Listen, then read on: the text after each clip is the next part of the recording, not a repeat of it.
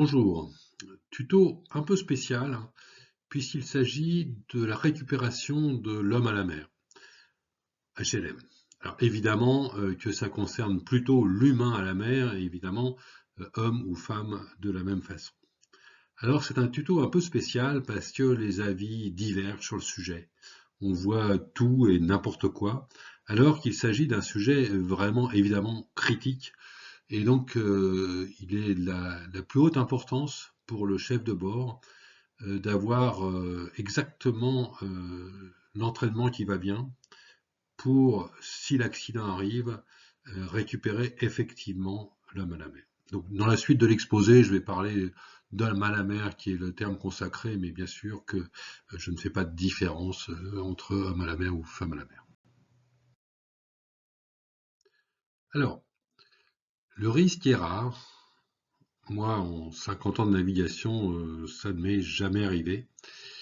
Mais on verra plus tard que, en cas de mal à mer réel, l'issue est malheureusement souvent fatale. Et si ça arrivait?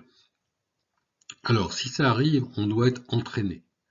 Exactement comme le pilote d'avion doit savoir se poser, même si un moteur est en panne, même si les trains d'atterrissage sortent pas, on sort de la normalité et là, on doit savoir exactement ce qu'il faut faire.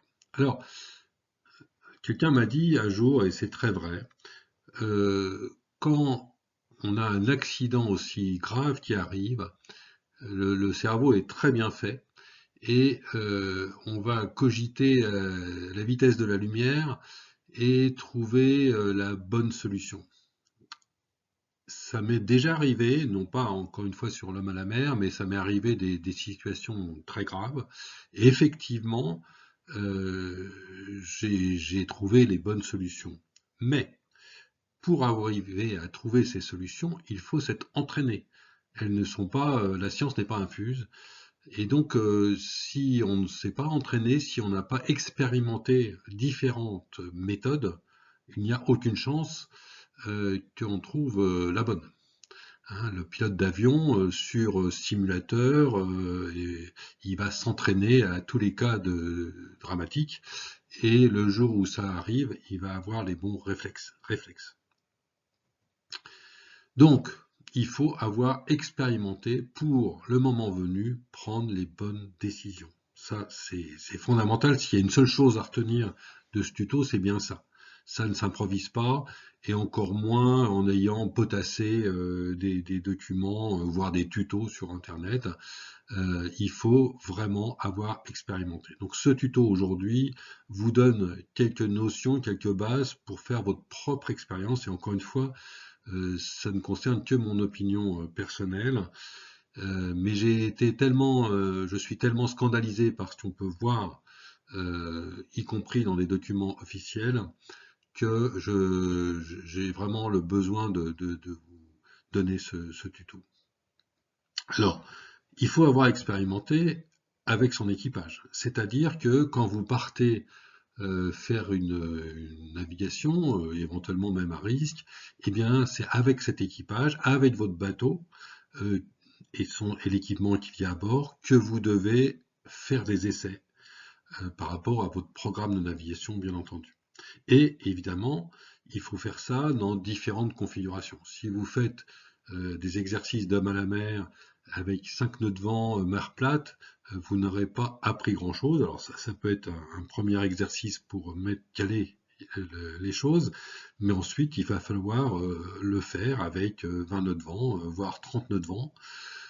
Évidemment, en général, on ne fait pas des vrais hommes à la mer, mais on prend un pare-battage qu'on met à l'eau avec un seau pour qu'il n'arrive pas trop, et on espère bien le récupérer.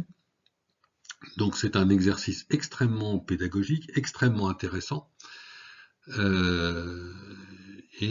Alors moi, à l'occasion d'un stage survie, je l'ai fait en vrai, c'est-à-dire que j'ai sauté à l'eau en combinaison de survie, et ensuite j'ai fait la même chose pour récupérer mon équipière qui a sauté aussi à l'eau. Donc on a fait chacun notre tour cette manœuvre de récupération d'homme à la mer ou de femme à la mer.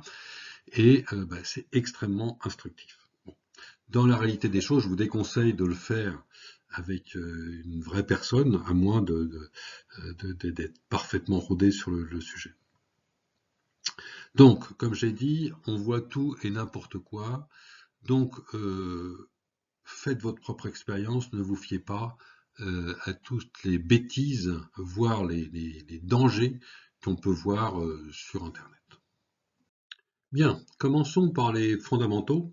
Alors on va voir dans un premier temps ce qui doit être fait hors navigation sous SPI, qui est un cas particulier qu'on traitera plus tard.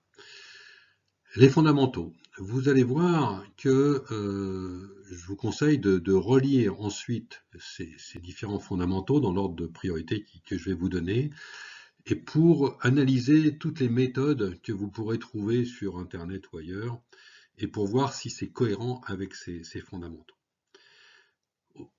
Évidemment, tous ces fondamentaux sont génériques, et quelle que soit la situation, même si vous êtes en équipage très réduit en double, ou si vous êtes 8 à bord, si vous êtes de jour, si vous êtes de nuit, tout ça, c'est les mêmes.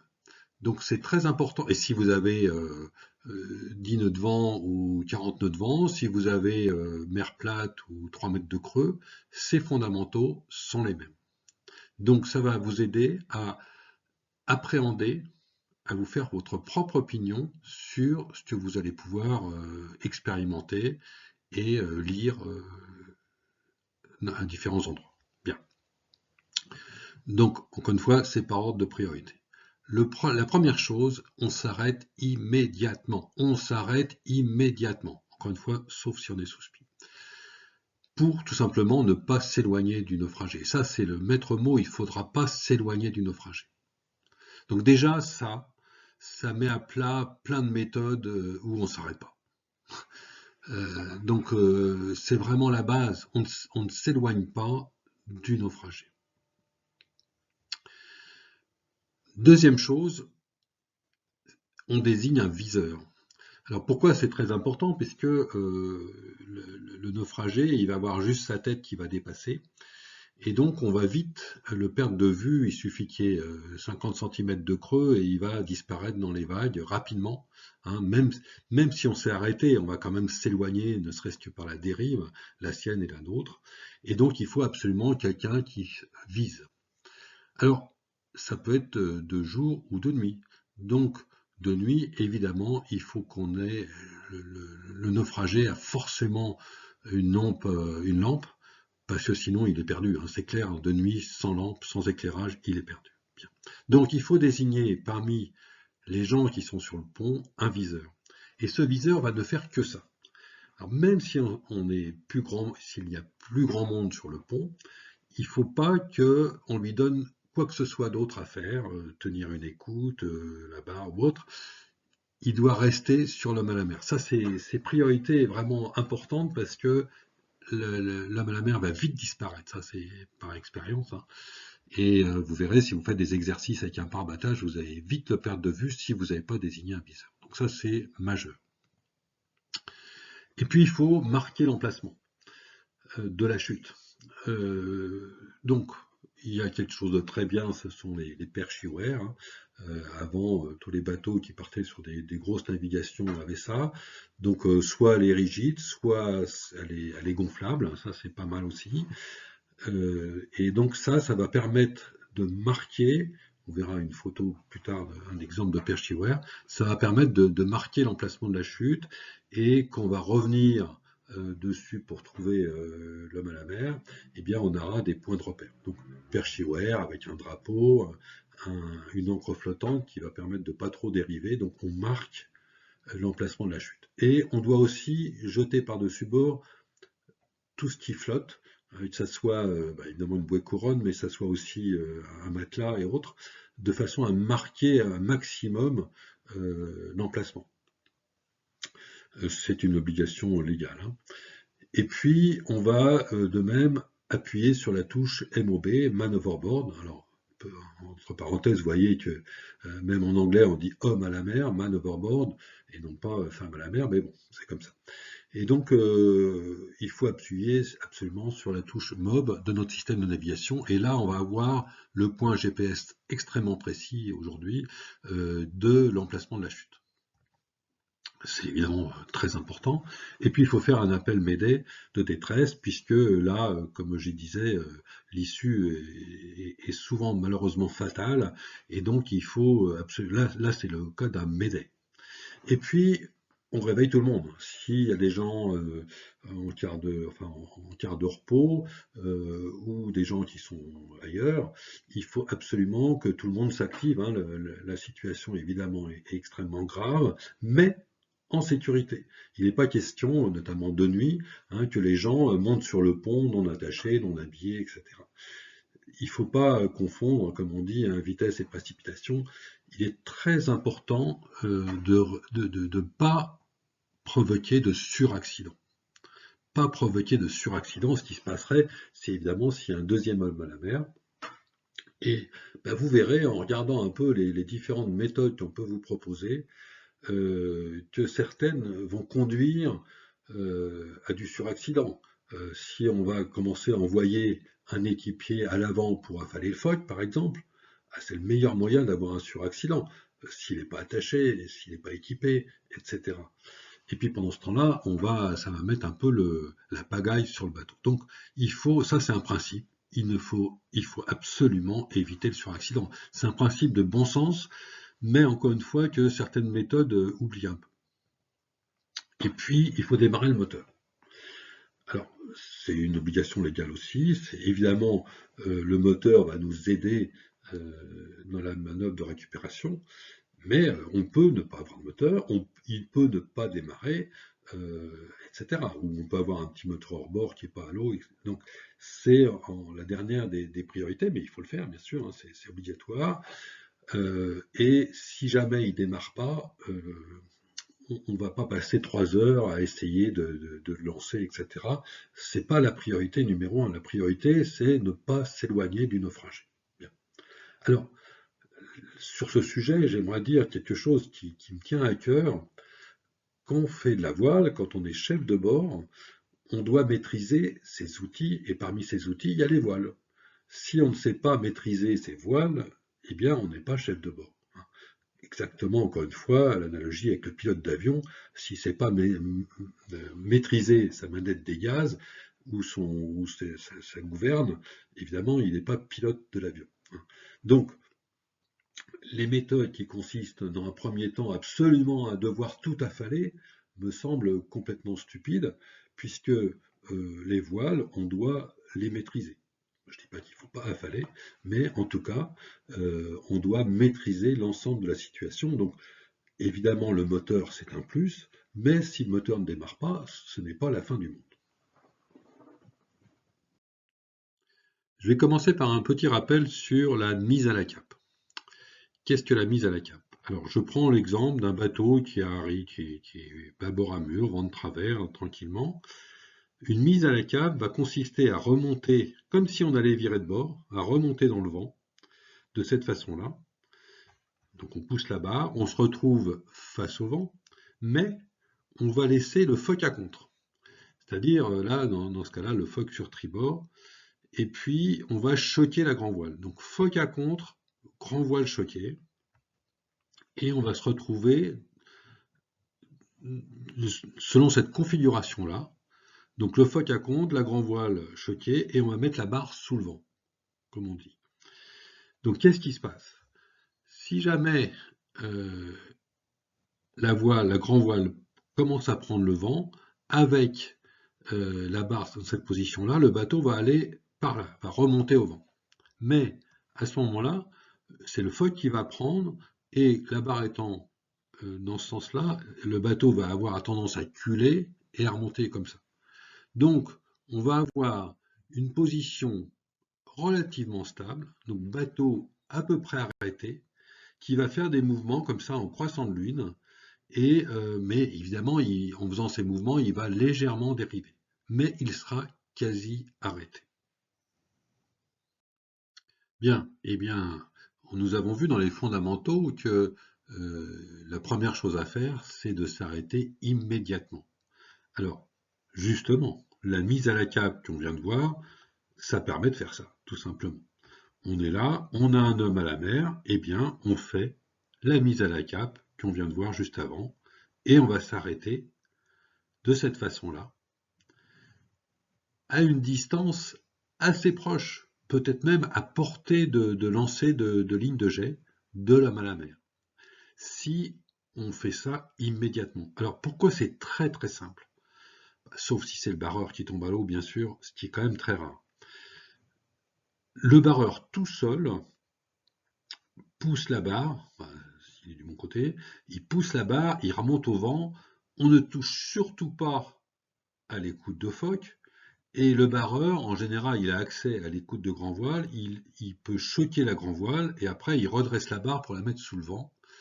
Et donc tout seul, le barreur est capable d'arrêter immédiatement le bateau et d'arriver dans cette situation stable, à la cape,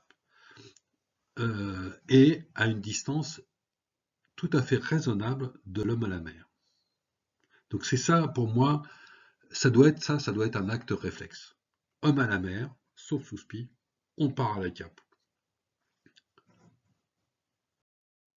Et vous pouvez voir que, quelle que soit l'allure, alors que ce soit au départ au vent de travers, on va se retrouver très proche de l'homme à la mer. Si on était au près, on va se retrouver également au vent relativement proche de l'homme à la mer. Et si on était au portant, au grand large, eh bien, on va faire cette mise à la cape et on va se retrouver également sur l'homme à la mer. Donc évidemment, ça doit se faire instantanément. C'est-à-dire que c'est pas 3 secondes plus tard. C'est l'homme à la mer, le barreur, réflexe, acte réflexe. Il pousse la barre, le bateau s'arrête. Tout à fait. Voilà. Le bateau est arrêté instantanément près de l'homme à la mer. Et si le barreur a réagi très rapidement, on est à moins de 1 ou 2 longueurs de l'homme à la mer et de façon relativement stable puisqu'on est à la cape. Donc tout est stabilisé.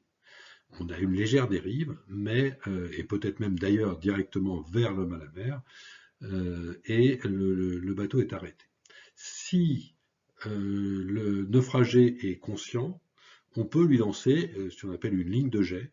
Il va pouvoir s'en saisir et l'histoire va s'arrêter là. On aura juste à le récupérer, à le faire monter à bord, mais on s'est arrêté juste à côté. Donc on a respecté le premier fondamental, on ne s'est pas éloigné du naufragé. Et on va dérouler ensuite les autres fondamentaux, je dirais tranquillement entre guillemets, c'est-à-dire que on va agir évidemment efficacement, rapidement, mais en toute sérénité, on va, si on peut dire quand même, on va dérouler ce protocole. Donc, on va mettre en place un viseur qui va éventuellement, qui va être quelqu'un qui va sortir de la cabine s'il n'y avait plus personne sur le pont, hein, mais il va avoir le temps de sortir et de regarder le naufragé qui est tout près. Et il va plus le quitter des yeux. Et puis, on va noter l'emplacement de la chute, faire tout ce qu'il y a à faire, appuyer sur la touche Man Overboard, faire l'appel à la VHF, envoyer la perche Iware, etc. Et puis, on va demander à tout l'équipage, évidemment, de s'activer, de s'équiper en toute sécurité, comme c'est prévu. Et on n'a aucun risque de suraccident puisque le bateau est arrêté de façon très stable. La grand voile, ok, elle est choquée, elle bat un peu, mais sans danger puisqu'elle est sous le vent. Et puis enfin, on met en route le moteur comme il se doit pour la suite des événements. Et dernier point, qui me paraît très important, le chef de bord ou le second, si c'est le chef de bord qui est tombé à l'eau par exemple, ou s'il n'est pas opérationnel, eh bien le chef de bord établit la stratégie pour la suite sans panique, puisque on est dans une situation stable. Ça, c'est très important. Voilà, maintenant, le chef de bord doit prendre les bonnes décisions dans cette situation critique. L'homme à la mer n'a pas pu se saisir de la ligne de jet, soit parce qu'il est inconscient, soit parce qu'il est trop loin. Et donc, évidemment, faut aller le récupérer et faire une manœuvre pour le hisser à bord. Bien. Alors, Là, nous ne sommes plus dans les fondamentaux. Le chef de bord doit prendre en compte l'ensemble de l'environnement, que ce soit la force du vent, l'état de la mer, l'état de l'équipage, l'état de l'équipement du bateau, du moteur, euh, comment on va, avec son expérience, il va décider de la bonne solution, et éventuellement il va faire d'ailleurs plusieurs essais possibles, en prenant en compte tous ces paramètres. Première question, est-ce que on va y aller à la voile ou est-ce qu'on va y aller au moteur? Alors, on peut aussi y aller à la voile avec le moteur en route, bien sûr. Alors, comme je disais, si on est chef de bord, c'est-à-dire qu'on sait se servir de ses voiles, on sait manœuvrer à la voile.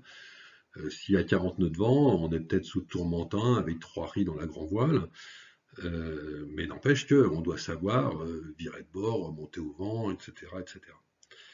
Et puis attention au moteur. Moi j'avais sur mon bateau un moteur dont l'hélice était telle que au-delà de 30 nœuds de vent, on n'était pas manœuvrant. Donc le moteur n'est pas la panacée s'il n'est pas adapté aux circonstances.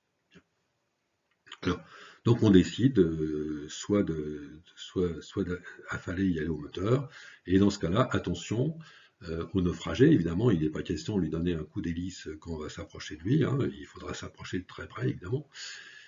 Et puis attention, expérience vécue, au bout qui traîne dans l'eau, si on se prend l'hélice dans un bout, là on n'aura plus de moteur.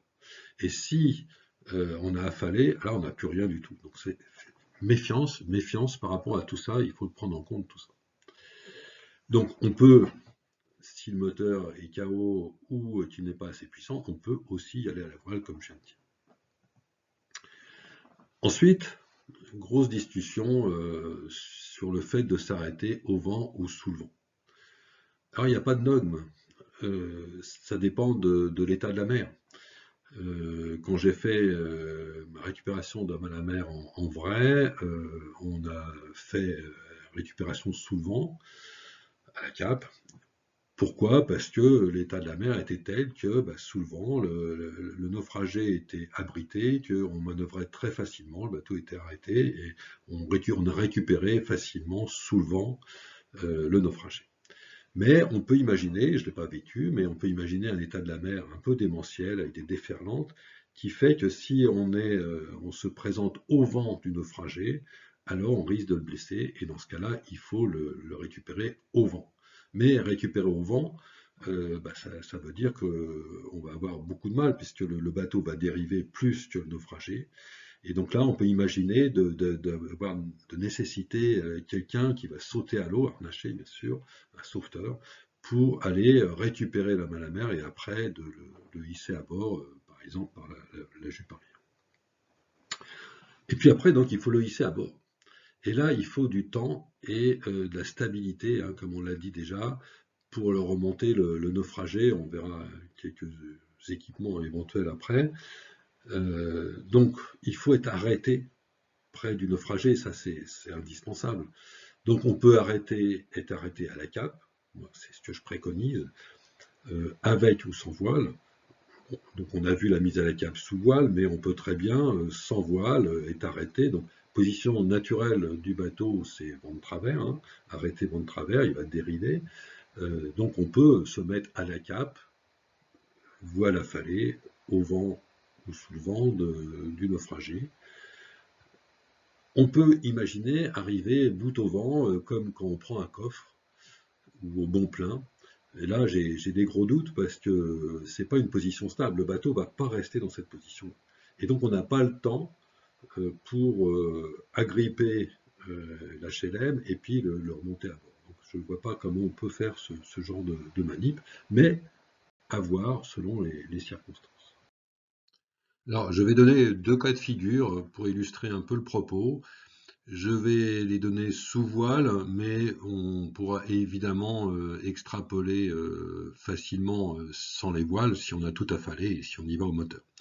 Donc on est arrêté là dans ce cas-là au vent du naufragé et donc il va falloir redescendre sous le vent pour aller le récupérer. Donc on va dans ce cas-là faire un empannage. Alors, on pourrait aussi faire un virement de bord, mais bon, ça, encore une fois, il n'y a pas de dogme, c'est le chef de bord qui va apprécier la situation et voir comment il va pouvoir revenir sur le naufragé. Donc là, on fait un empannage, on abat, enfin on reprend la barre, hein, donc on abat, et on va faire un empannage. Donc le phoque il est déjà bordé du bon côté, on va avoir à empanner la grand voile. Attention quand même à l'empannage, mais un empannage, c'est rien, même par vent très fort, ça n'a rien d'extraordinaire. Et puis on va retourner vers l'homme à la mer. Donc là, on va devoir passer à la main le phoque à contre pour se retrouver à la cape. Et puis, on va faire ce qu'on appelle une cape courante. Alors, la cape courante, ça consiste tout simplement à mettre la barre droite et non plus la barre sous le vent et à border la grand voile. Donc, le bateau va avancer doucement parce qu'il a quand même le phoque à contre. Et ça se fait à peu près vent de travers. Donc, on peut être un peu plus ou un peu moins que le vent de travers.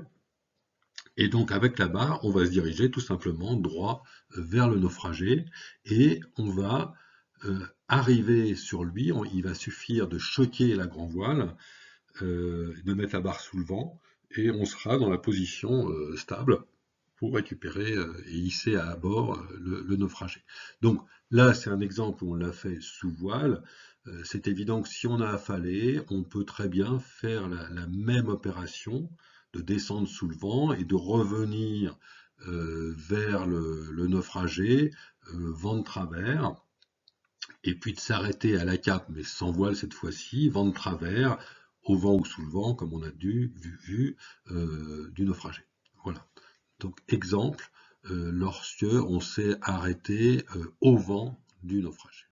Alors deuxième exemple, analogue au précédent, mais là on est arrêté sous le vent, bien sous le vent du naufragé, et donc il va falloir remonter au vent pour se repositionner et arriver arrêté vers lui. Comme tout à l'heure, soit à la voile, comme je vais l'illustrer là, soit au moteur, la trajectoire va être à peu près identique. Donc, on sort de la cape. Alors, pour sortir de la cape, on va border la grand voile, on va repasser le phoque du bon côté, on va tout simplement redresser la barre, et donc on va repartir au près. On va pas faire beaucoup de route, hein. Il faut, dès qu'on a de la vitesse et qu'on est manœuvrant, donc on va vers le près et puis on va virer de bord.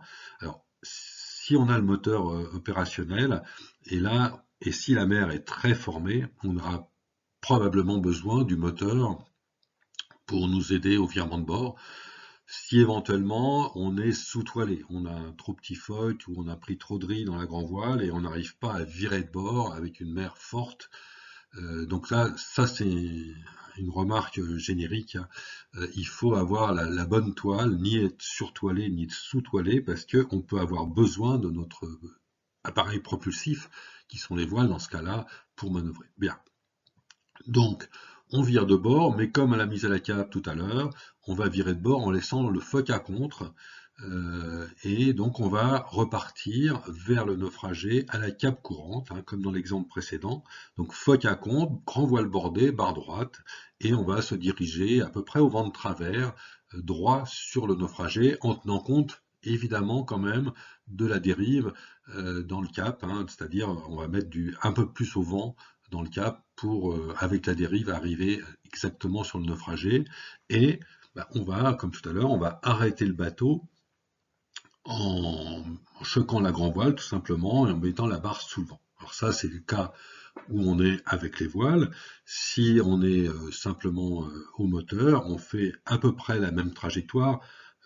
On n'a pas besoin de reprendre de la vitesse au près, hein, mais bon, et on va se mettre à une cape, on va être vent de travers à sec de toile, au vent ou sous le vent, comme on l'a vu du naufragé. Là, on a mis un peu à part le cas sous spi, pour la simple raison que sous spi, on ne sait pas s'arrêter immédiatement. On ne peut pas se mettre à la cape, sinon on va vers l'embrouillamini. Et donc, on va devoir affaler le spi en urgence pour pas provoquer de suraccident. Bien. Alors, voir mes tutos sur le SPI, on évite de tomber à la mer sous SPI, hein. C'est toujours une manœuvre délicate. Néanmoins, quand j'ai passé mon monitorat, on devait, épreuve qualificative, récupérer en solitaire un homme à la mer sous SPI en moins de 5 minutes, je crois, dans des conditions relativement maniables, hein, sinon on n'aurait pas mis le SPI d'ailleurs, et c'était faisable. Voilà, on n'avait pas de GPS, pas de viseur, donc il fallait avoir des points de repère pour revenir sur l'homme à la mer. Alors, sous SPI, on va facilement à 10, 15 nœuds. 10 nœuds, c'est 5 mètres par seconde, hein. Autrement dit, au bout de 10 secondes, on a déjà fait 50 mètres, hein. Autrement dit, on ne voit plus l'homme à la mer, hein, c'est évident. Et 10 secondes, ça passe très très vite. Donc, il va falloir, en cas d'homme à la mer, premièrement, on va marquer l'emplacement de la chute. Ça, c'est indispensable. Donc, avec la perche Iware, avec l'emplacement maneuverboard et d'autres éléments flottants nécessaires. Bien. Mais on continue. Et on continue, on va se mettre vent arrière. On était par exemple dans l'exemple de la figure au grand largue, et on va se mettre vent arrière. Alors, l'intérêt du vent arrière, c'est qu'on va avoir une référence, une direction, une ligne. Donc, en étant exactement vent arrière, on va savoir qu'après, pour revenir vers la mer, eh ben, il est pile face au vent. Donc, on va faire un affalage d'urgence. Alors, là aussi, voir mes tutos sur le SPI. Sous SPI, il est très important que la drisse de SPI soit toujours accessible, toujours en bon état, en ordre, et prête à être larguée. Bien. Donc, question faite, d'abord, on commence par larguer le bras à fond, à fond. Donc à ce moment-là, le SPI va se mettre en drapeau dans la direction du vent, sous le vent, et il va être tenu que par son écoute. Alors, il ne faut surtout pas larguer les deux à la fois, hein, sinon on va tout emmêler, et là c'est le suraccident. Donc on largue le bras, comme une manœuvre classique d'affalage. Ce qui est moins classique, c'est qu'on va larguer la drisse d'un coup. Donc on va, la drisse qui donc doit être absolument accessible, hein, on va jeter tout le paquet de drisse à l'eau, ce qui va ralentir un petit peu la descente du SPI, et donc le SPI va se mettre dans l'axe du vent, et on va le récupérer par son écoute. Donc ça se fait en solitaire, hein, c'est tout à fait faisable, il faut être un peu dynamique, on est un peu transpirant à la fin, mais le SPI a remonté à bord. Alors pourquoi on s'attache à rentrer le SPI alors qu'il y a une manœuvre, un danger critique? Eh bien parce que si on ne fait pas ça, on va tout emmêler, et là on ne sera plus manœuvrant, on va se prendre des bouts de partout, et éventuellement dans l'hélice, et donc on ne sera plus manœuvrant pour aller récupérer notre HLM, qui est quand même le but premier. Donc, on affale le SPI, et on se retrouve, on est toujours vent arrière, et on va pouvoir attaquer la suite des événements avec un bateau en ordre et manœuvrant. Bien, donc nous avons affalé notre SPI, nous sommes manœuvrants, et nous sommes par rapport à l'homme à la mer dans son axe, dans l'axe du vent par rapport à cet homme à la mer. Bien. Donc on ne va pas traîner, hein, il faut remonter au vent. Donc on va le faire évidemment, et on va. Alors, premier exemple, on le fait à la voile parce que le moteur ne démarre pas, ou on n'en a pas, etc. Bien.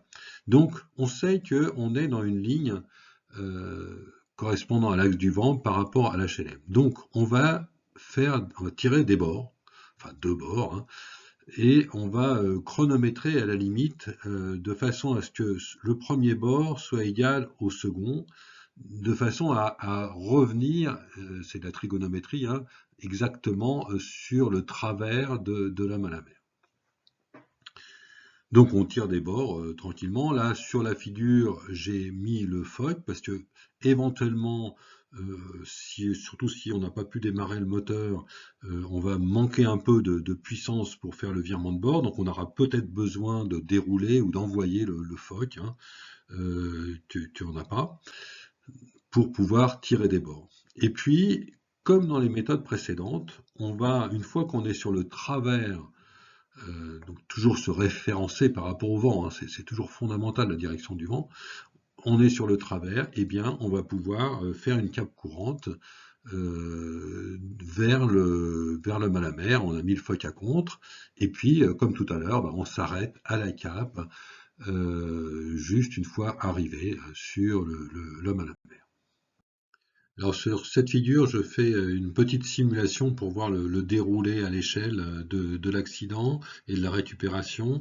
Donc on est sous SPI, on va à 10 nœuds, ce qui fait 5 mètres par seconde. Donc en 20 secondes, on aura fait 100 mètres, autant dire qu'on ne voit plus l'homme à la mer. Donc on va affaler, comme on a vu tout à l'heure, le SPI en urgence. Alors on peut tabler sur une quinzaine ou une 18 secondes de façon à rentrer le SPI, de façon à ce qu'il nous cause pas d'ennui et de suraccident en termes de boot, etc.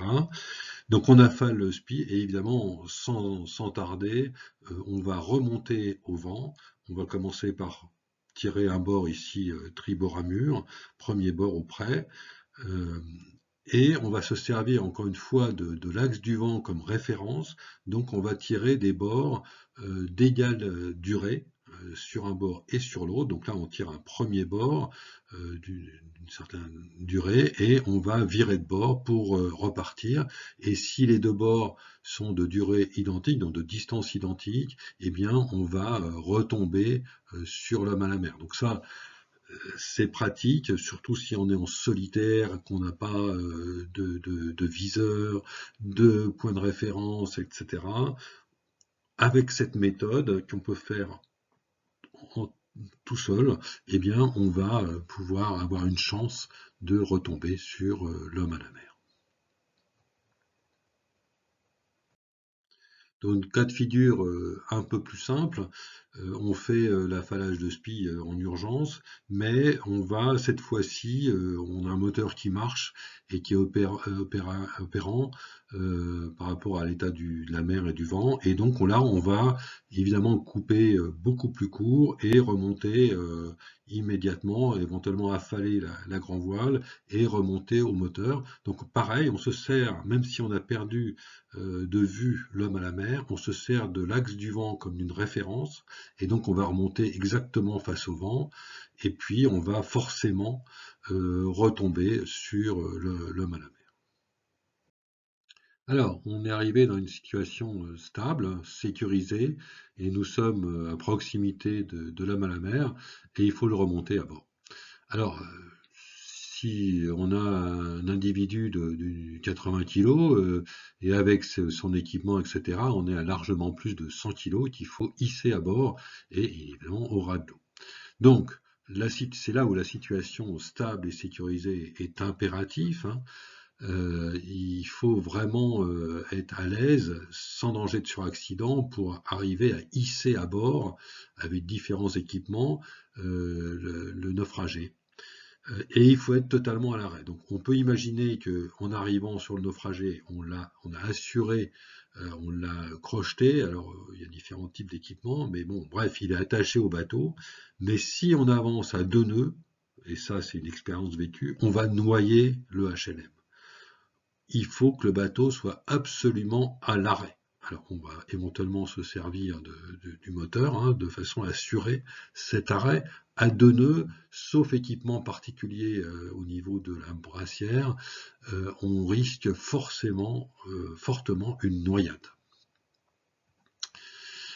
Donc on peut le récupérer au vent ou sous le vent, ça va dépendre de l'état de la mer, hein, comme on l'a vu tout à l'heure, et de la dérive.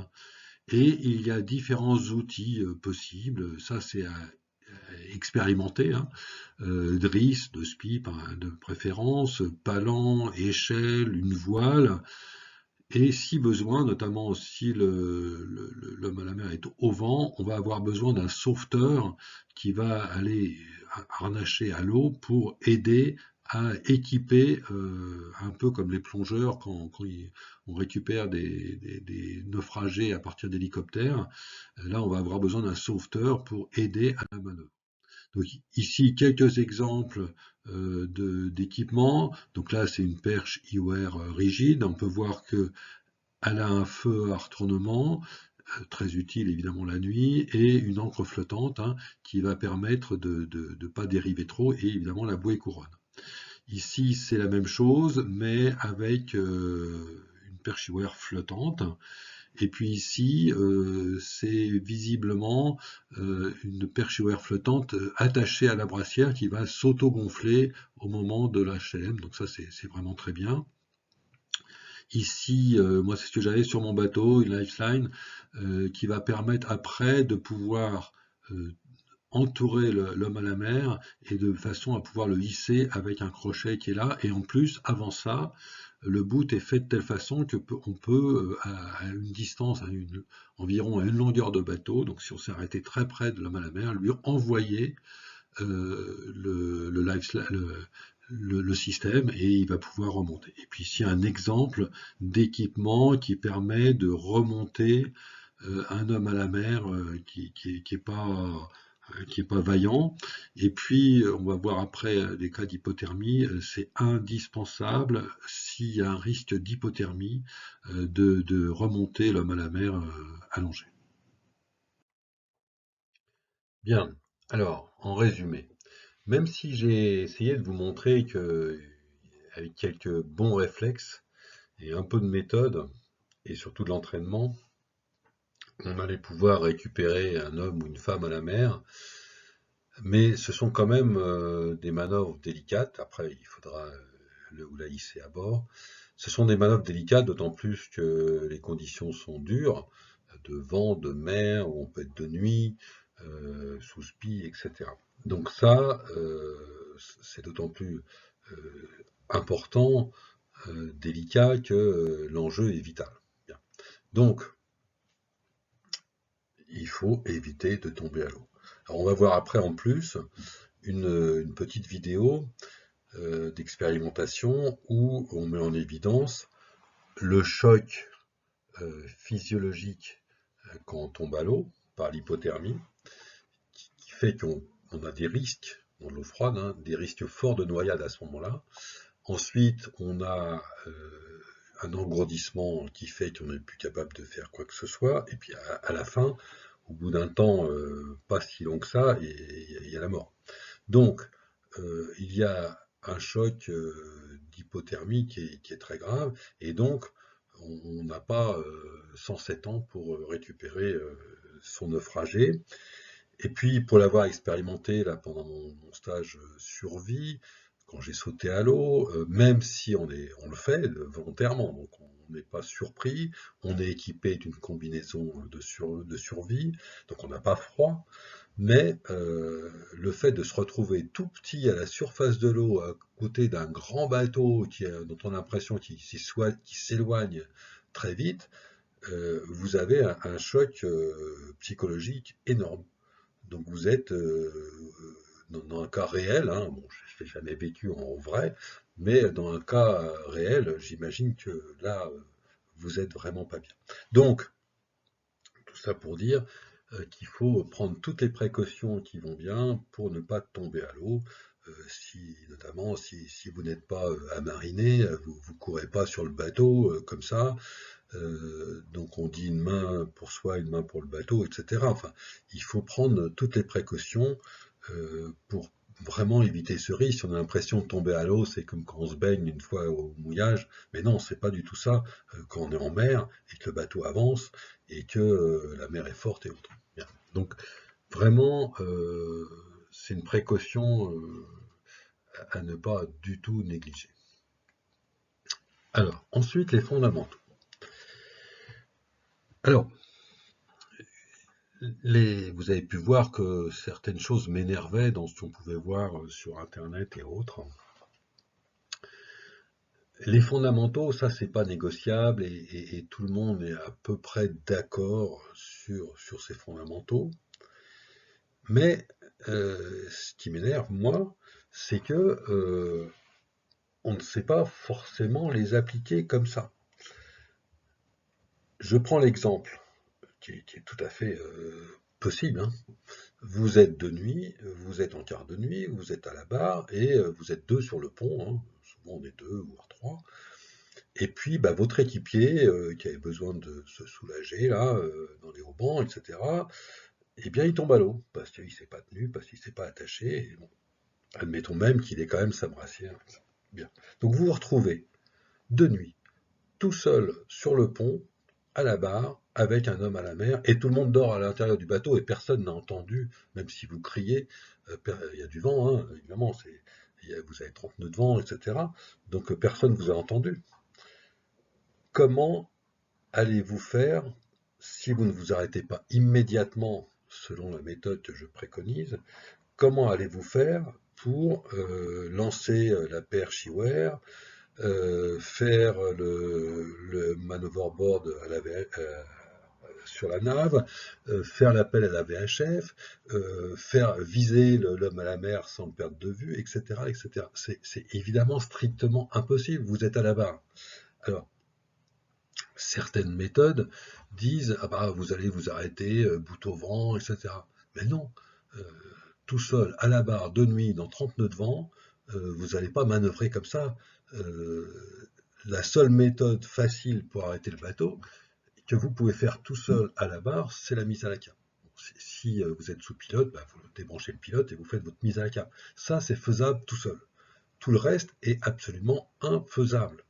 Alors, évidemment, si on prend l'hypothèse que vous êtes 8 ou 10 sur le pont, parfaitement en forme, parfaitement réveillé, parfaitement compétent, etc., oui, là, vous allez pouvoir, il y en a un qui va faire le viseur, l'autre qui va faire l'appel à la VHF, etc. Mais ce n'est pas le cas qui peut arriver même de façon classique, hein. Donc, c'est pour ça que ce genre de littérature m'énerve. Bon. Alors, donc, il faut, avoir en tête parfaitement tous ces fondamentaux et les appliquer, mais avec méthode. Alors pour faire ça, il faut d'abord s'entraîner. Donc j'ai dit, hein, je le répète, le cerveau humain est très bien fait et on va pouvoir trouver les bonnes solutions, enfin, des bonnes solutions, mais on ne va pas les inventer si on ne les a jamais expérimentées.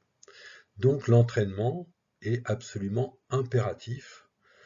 D'abord, c'est une obligation légale, hein, pour le chef de bord. Avant toute navigation, le chef de bord doit faire des entraînements. Si ce n'est pas le cas, s'il y a un accident, il est en tort et c'est une faute grave. C'est une faute grave. Bien. Donc, il faut s'entraîner. Et ça, c'est extrêmement, en plus, pédagogique de faire ces entraînements d'homme à la mer, parce que on va pouvoir, surtout si on découvre le bateau, si on découvre l'équipage, si on n'a pas pour l'équipage un niveau extraordinaire, eh bien, vous allez en profiter pour prendre en main votre bateau, soigner votre trajectoire, voir comment il s'arrête, voir comment il redémarre, voir la dérive en fonction de la force du vent, en fonction de la direction du vent. Et vous allez déjà appréhender cette direction du vent qui est vraiment majeure, comme je l'ai dit dans d'autres tutos. Donc, c'est tout bénef, hein, l'entraînement, c'est obligatoire, mais c'est vraiment très très positif.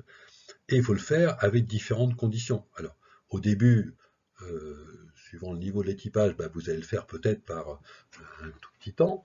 Donc ça va pas être très réaliste par rapport à ce qui pourrait se passer dans un cas réel. Puis après, vous allez monter en grade et jusqu'à le faire par exemple 30 nœuds de vent et 2 mètres de creux.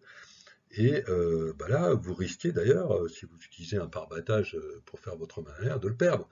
Mais il vaut bien mieux perdre un pare-battage que, dans le cas où l'accident arrive, perdre une personne. Donc ça, l'entraînement, c'est vraiment, voilà, là-dessus, il y a pas de débat, hein.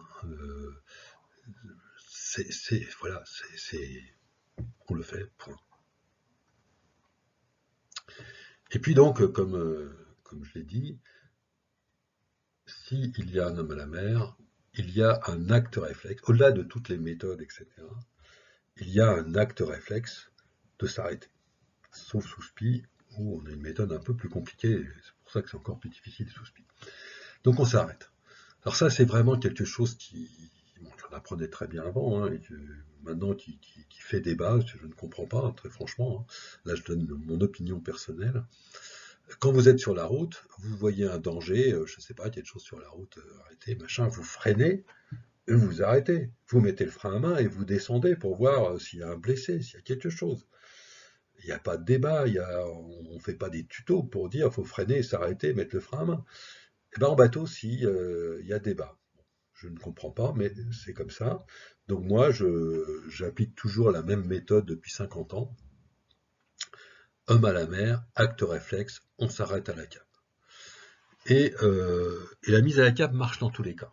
Sauf, évidemment, si vous êtes déjà en fuite avec un tout petit phoque ou même un sec de toile avec des traînards derrière, il y a 60 nœuds de vent, une mer démontée, bon bah là de toute façon, s'il y a un homme à la mer, vous le récupérerez pas. Hein. Donc vous avez intérêt à être bien attaché. Et là par exemple quand on sort sur le pont dans des conditions comme ça, on s'attache avant de sortir. Enfin bon, là on est dans un autre domaine. Il y a des choses très bien écrites sur le sujet pour le coup. Bon voilà. Mais dans les cas, je dirais, normaux de navigation, même par vent, même un peu engagé, hein, vous avez 30, 40 nœuds de vent. Bon, ça, c'est des choses qui peuvent tout à fait arriver. Hein, traverser de la Manche, 40 nœuds de vent, c'est pas extraordinaire, mais ça souffle. Hein. Donc là, la mise à la cape, en solitaire, c'est-à-dire le barreur, va marcher. Hein. Et même si on est sous pilote, bah, on se précipite sur le pilote et on fait une mise à la cape. En solitaire, on peut le faire. Euh, on vire, on se met à la cape, le phoque à contre, on n'y touche pas, on choque la grand voile, ça c'est quand même pas difficile, on met la barre sous le vent, c'est quand même pas difficile, et le bateau est arrêté. Le bateau est arrêté en toute stabilité et sécurité. Et si vous avez réagi tout de suite, eh bien, il y a de fortes chances que vous soyez arrêté sur le Malamère. Ou au moins, vous allez être à portée de lancer d'un boot, d'une ligne de jet, etc.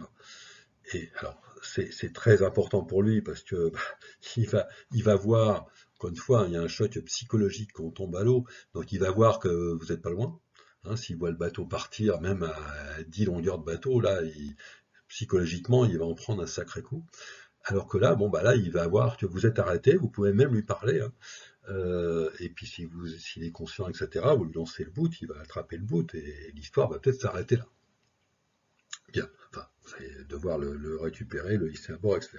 Donc, ça, c'est quelque chose qui marche à tous les coups, et il est très important, enfin moi c'est ce que je fais sur mes bateaux. Je forme tout le monde, y compris les débutants qui sont à bord, s'ils prennent la barre, eh bien, homme à la mer, réflexe, mise à la cape. Donc c'est la manœuvre qu'on doit absolument connaître, et l'acte réflexe qu'on doit absolument connaître, et c'est vraiment très très simple. Hein. Donc, bon, encore une fois, c'est pas ce que préconise tout le monde, mais bon, vous jugerez par vous-même, hein, et ça, c'est à l'entraînement que vous verrez les différentes solutions que vous avez pu voir sur Internet et autres, et vous pourrez juger en tant que chef de bord responsable de ce qu'il faut appliquer. Donc, on s'arrête. Et évidemment, le fait d'être arrêté, va vous permettre de faire tout ce qu'il y a dans le protocole des fondamentaux. Une fois arrêté, en toute sécurité, donc si vous êtes à la barre, vous bloquez la barre, etc. Et ben, évidemment, vous réveillez l'équipage, vous lancez la perchiware, vous faites le mayday, vous faites le mob, vous démarrez le moteur, etc. Mais dans un contexte où vous êtes, je dirais, quasiment tranquille, c'est-à-dire qu'il n'y a pas de danger. Vous pouvez tout faire et vous êtes près de l'homme à la mer. Donc la perchiware, le man overboard, vous ne le faites pas à 3 longueurs de l'homme à la mer, vous êtes à côté. Et puis donc on évite le suraccident. Là vous êtes dans une position stable, donc il n'y a pas de danger. Faut quand même, s'il y a 40 nœuds de vent, il faut prendre des précautions, mais bon. Et là aussi, je ne comprends pas certaines préconisations, on va dire, par exemple d'affaler les voiles. Bon, j'ai déjà dit, hein, si on est sur un voilier, c'est qu'a priori on maîtrise son outil. Et si par exemple vous affalez la grand voile, parce qu'elle vous fait peur, on lit des fois, attention, l'empannage c'est dangereux, etc. Ben, oui, mais sauf que si vous larguez la drisse de grand voile et que vous avez une grand voile qui n'a pas de l'EasyJack, vous allez vous retrouver avec un paquet de tissus sur le pont, des écoutes qui battent, un vrai pataquès. Les écoutes peuvent même passer à l'eau, donc vous allez démarrer le moteur, vous allez vous prendre l'hélice dans l'écoute qui est à l'eau, et là, là vous n'êtes plus manœuvrant, hein, vous n'êtes plus rien du tout. Donc, on ne fait pas n'importe quoi.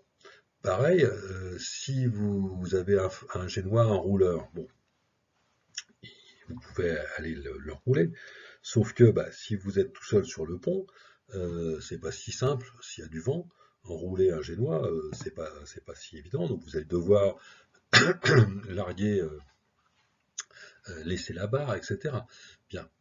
Et si c'est un génois endraillé, bah là il faut aller à l'avant. Donc au-delà du fait qu'il faut s'attacher, s'équiper, etc., pendant ce temps-là, vous vous occupez pas de l'homme à la mer. Donc voilà, c'est ces aspects sur-accident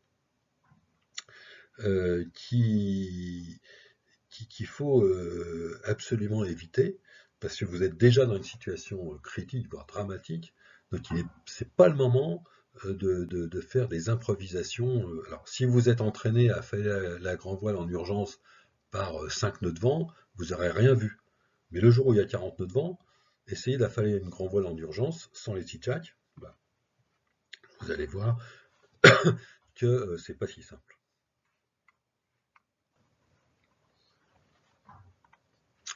Alors ensuite, donc il y a différentes méthodes sur la façon de revenir sur l'homme à la mer. Il y a pas, il y a des débats en général assez stériles parce que tant qu'on n'est pas sur l'eau, dans des vraies conditions, on peut dire n'importe quoi. Et on dit en général n'importe quoi. Bon, premier débat, est-ce qu'il faut le prendre au vent ou sous le vent? Et il y a des avis très tranchés sur la chose. Ben non, c'est pas possible. Euh, Typiquement, bon, si la mer est relativement maniable, si le bateau est relativement stable, c'est beaucoup plus facile de récupérer l'homme à la mer sous le vent. D'abord parce que lui, il va être abrité par le bateau des vagues, etc. Et puis pour travailler, pour gréer une drisse, un palan, etc., vous serez bien.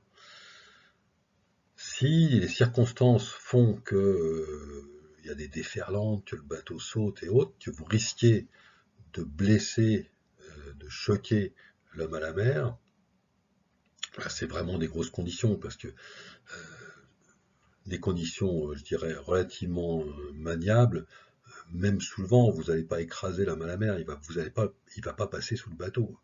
Il faut vraiment qu'on ait des conditions très très fortes pour récupérer l'homme à la mer au vent. Mais là, comme on l'a vu tout à l'heure, hein, c'est pas du tout évident. Alors, dans une des photos, là où on montre comment remonter un homme à la mer avec une toile, la photo, elle est faite au vent, mais la mer est plate. Donc ça change complètement les choses.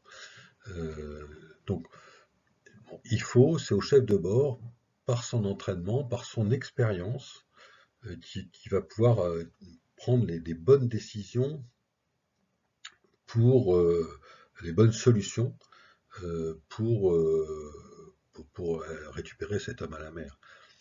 Pareil pour le moteur, le choix du moteur et les méthodes qui sont basées exclusivement sur le moteur. Je ne donnerai même pas le nom de la méthode. Exclusivement sur le moteur. C'est-à-dire que si on n'a pas de moteur, ou on a un moteur qui n'est pas assez puissant, on a un petit hors-bord ridicule par rapport aux 40 nœuds de vent qu'on a, eh bien, vous n'avez pas de méthode, parce que toute la méthode est basée sur le moteur. Donc ça, c'est un non-sens complet. Voilà, donc je suis un peu en colère, mais là on parle encore une fois, on parle d'enjeu vital, hein. Donc, moi j'ai rien contre le moteur, hein, j'aime bien faire des manœuvres au moteur, etc., etc. Et si j'ai un homme à la mer, évidemment que je vais démarrer le moteur, s'il veut bien démarrer. Mais je vais apprécier, donc j'ai montré dans différents scénarios que voilà, on peut soit remonter à la voile, soit remonter au moteur, bien sûr, suivant les conditions, suivant comment on est à l'aise, et en évitant le suraccident. Donc on va peut-être pas affaler les voiles, justement, mais bon, on prend une méthode ou l'autre. Voilà. Donc on tient compte des circonstances et le chef de bord tient compte de son expérience et des compétences aussi de l'équipage, hein, parce que c'est important. Voilà. Donc ça c'est... Désolé de m'emporter un petit peu, mais c'est un sujet, comme vous avez pu vous rendre compte, qui me tient à cœur. Et puis pour terminer, évidemment, et ça j'en ai déjà parlé dans d'autres tutos, il y a responsabilité légale entière et exclusive du chef de bord ou du second si c'est le chef de bord qui est tombé à l'eau ou s'il n'est pas opérationnel. Bien. Alors,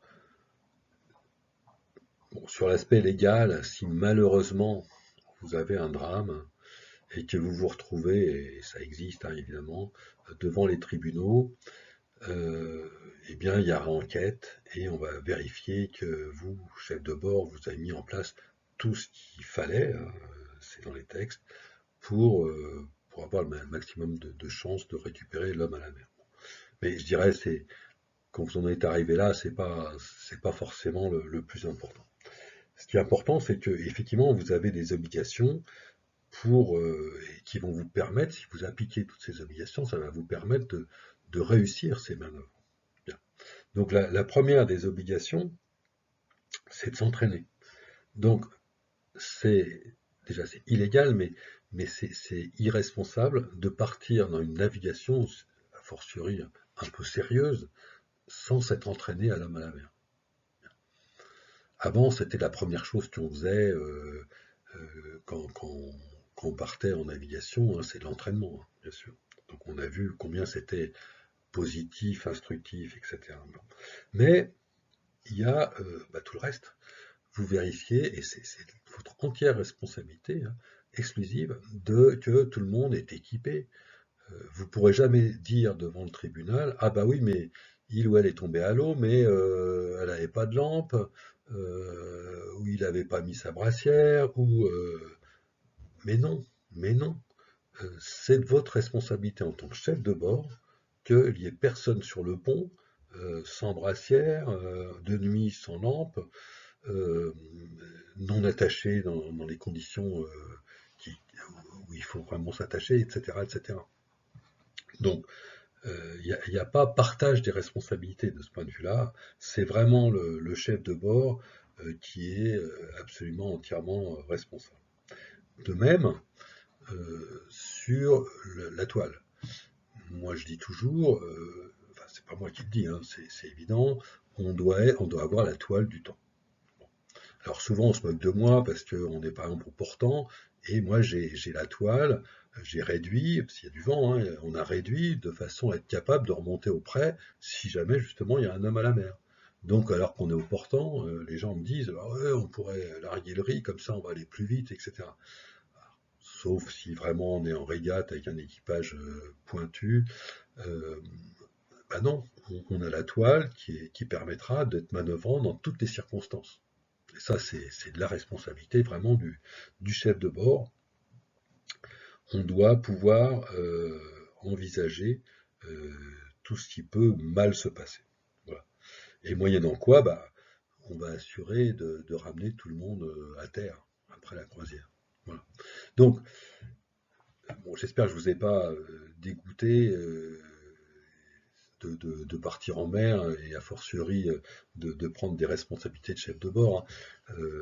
Mais comme toute aventure, surtout dans un environnement naturel, faut se préparer, il faut s'entraîner, il faut voilà, se former, et moyennant quoi tout va très bien se passer et on va avoir beaucoup de bonheur sur l'eau.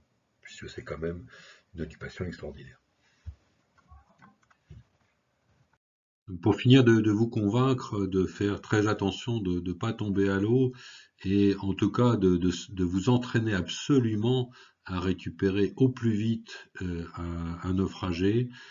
Euh, un slide, une figure classique sur les durées de survie.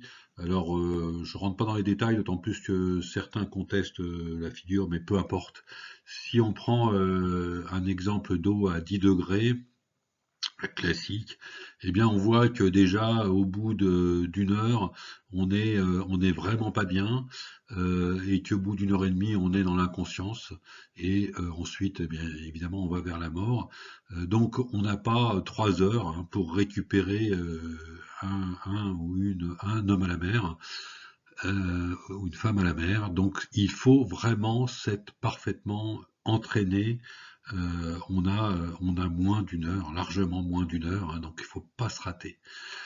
En général, quand il y a homme à la mer, on n'est pas dans des conditions grand soleil, vent calme, mer plate, etc. Bien sûr.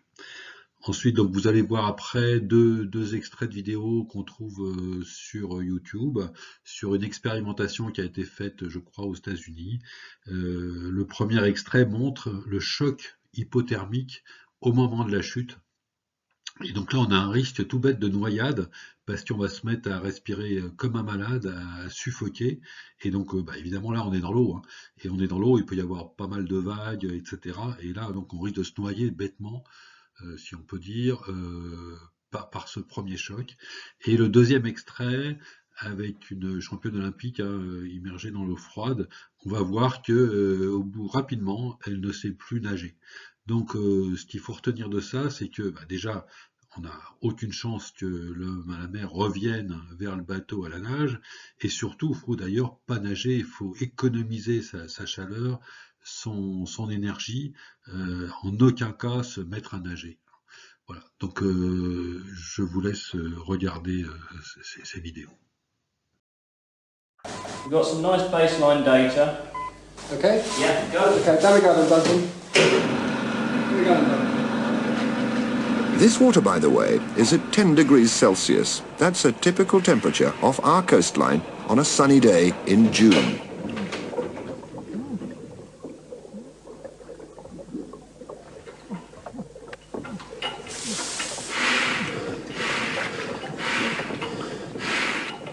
Even when protected by warm clothing, a person can only expect to hold their breath for about 10 seconds in water below 15 degrees Celsius. This initial cold shock response, an overwhelming need to gasp in air, is often followed by uncontrolled and rapid breathing. At this stage, the chances of breathing in water and drowning are highest, particularly with wave splash in choppy or rough seas. Adding to the problems, an extended period of rapid breathing flushes carbon dioxide out of the body. This can cause muscle cramps. Not surprisingly, the heart beats fast. In cold water, even strong swimmers have difficulty coordinating swim stroke with breathing. That's good. Keep it there, that's nice. Once again, the temperature is just 10 degrees. Most people keep their head up to avoid the cold, leaving the body in an awkward vertical position. But much worse than that, the arms and legs actually become weaker and more rigid as they cool down. Over a period of time, no one can manage anything like their distance in warm water. As poor headway is made, panic can only make matters worse. Unfortunately, drowning is all too often the inevitable result. Okay, Sharon, stop there. Stop there. Go across to the side.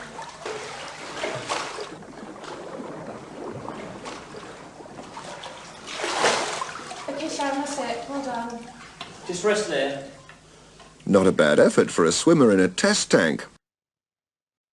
Voilà, c'est terminé. Désolé, c'était un peu long. Il y avait beaucoup de choses à dire. Merci de votre attention. Merci de mettre des commentaires sur le site. C'est très intéressant pour nous, ça nous fait plaisir. Et puis, mettez des questions, on y répondra. Je vous conseille de vous abonner si vous voulez voir des actualités du site et donc les nouveaux tutos d'ici quelques semaines. Et puis, ben, j'espère que ça vous a plu. À bientôt.